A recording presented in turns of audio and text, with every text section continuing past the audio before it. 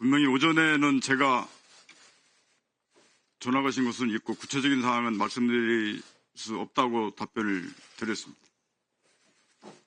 여러 가지 변명의 이유는 되지 않겠습니다.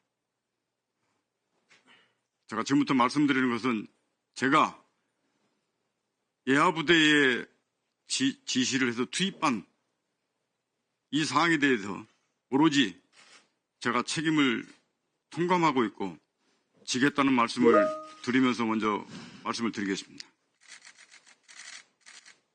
대통령께서 비화폰으로 제게 직접 전화를 하셨습니다. 의결 정족수가 아직 다 안 채워진 것 같다.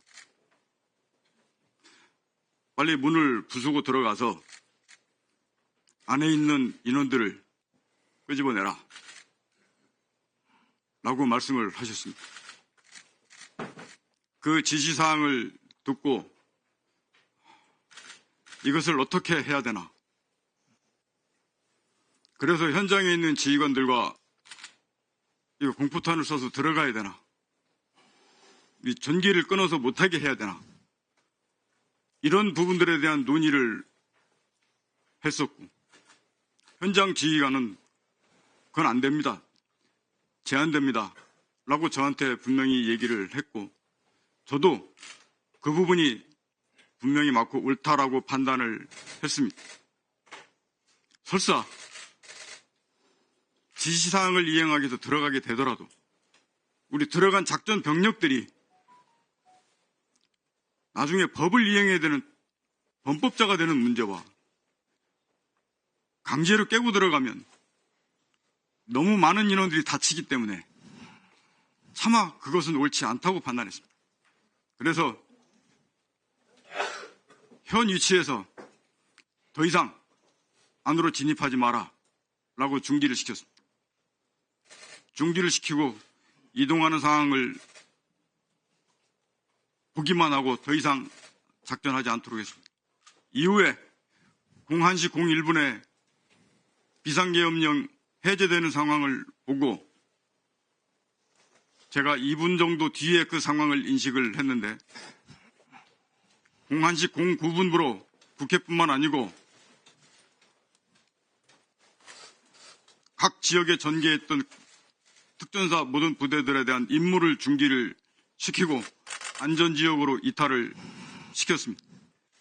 이탈시킨 이후에 부대 복귀를 명령하였습니다. 이것이 당시에 제가 지휘 조치하면서 판단하고 조치했던 사항을 솔직하게 말씀드렸습니다. 그러면 그 조치 사항에 대해서 대통령께 보고를 드렸습니까?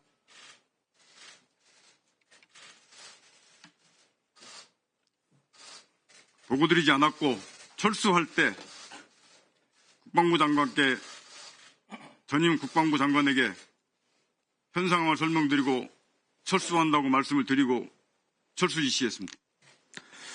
그 대통령과 두 번째 통화를 한 시간이 정확히 언제쯤입니까? 시간의 차이는 있을 수 있는데 제 기억으로는 00시 30분부터 00시 40분 그 어간대가 됐던 걸로 기억합니다. 네, 이상입니다. 이 상황을 언제 인지를 했습니까? 아까 12월 1일쯤 알았다고 하셨죠? 예. 12월 1일 날 안 사실은 뭡니까? 그 말씀드리겠습니다. 제가 오전까지는 12월 3일 TV를 보고 비상계엄령을 상황을 인식했다고 말씀을 드렸었는데 제가 받은 임무가 국회와 선관위, 민주당사, 여론조사꽃에서 6개였는데 그 6개에 대한 임무를 받은 시점이 일요일 12월 1일 정도 됐습니다. 그래서 그때는 기본적으로 그 6개 지역을 확보하라는 임무를 제가 유선 비화폰으로 받았습니다. 그래서 그 기간 중에 아까 말씀드렸듯이 이걸 어떻게 해야 되나. 유선 비화폰으로 누구로부터 받았습니까? 전임 국방부 장관으로부터 받았습니다. 네. 그래서 그걸 머릿속으로만 혹시 모를 상황 때문에 이렇게 되면 정말 되면 이렇게 해야지라고 구상 정도만 하고 있다가 차마 그 말을 우리 예하 여단장들에게는 하지 않았습니다. 그 말을 하게 되면 우리 예하 여단장들도 혹시나 이미 그 상황을 미리 안 상태에서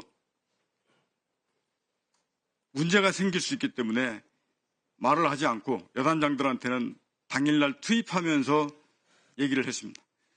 그럼에도 불구하고 정말로 저는 이게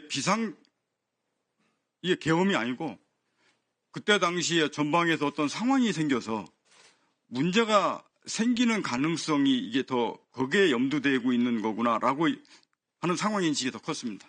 확보라는 건 어떤 뜻입니까? 그 애과 건물이 있으면 그 건물 주변에 출입구 이런 것들을 병력으로 딱 확보를 해서 그 건물 자체에 인원이 들어가거나 나오거나 하지 못하도록 된 상태를 유지하는 겁니다.